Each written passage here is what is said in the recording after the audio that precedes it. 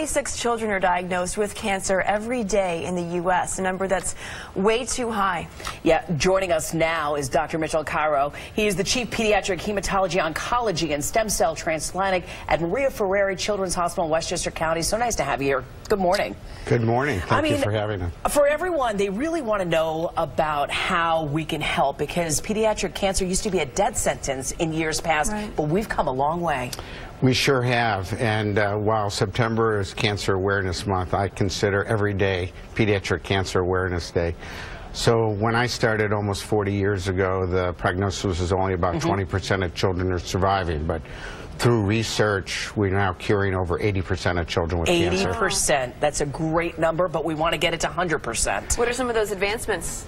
So a lot of the advancements are in immunology and genetics, pathology, trying to understand how each pediatric cancer is either the same or different, and understand how they develop the cancer and how we can target the cancer to prevent complications in the rest of the body and just focus on the cancer itself. You know, DNA and gene square rooting therapy, I don't know how to explain it, but tell everybody how you're using everyone's genes to sort of help in the fight against cancer. Yeah, so there's two ways. We've sort of, at our program, we have a personalized medicine program where we try to individualize the therapy based on the child's specific cancer.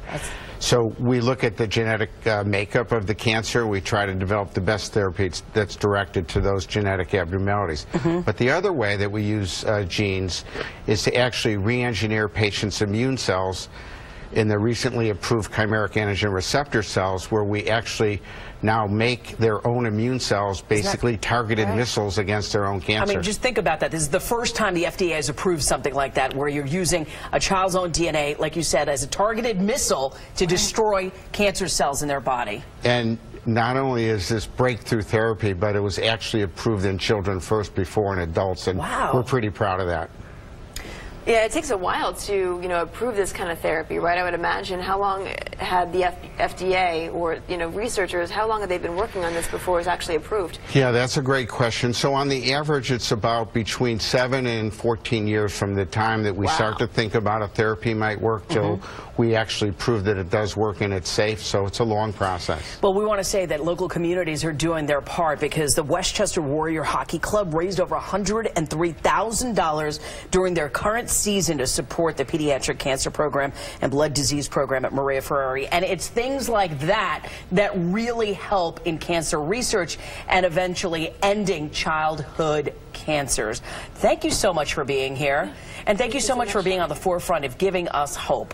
The work that you do. Thank you very much for the opportunity. We appreciate it. Dr. Mitchell Cairo of Maria Ferrari Hospital in Westchester County. We appreciate that. It is 6:20.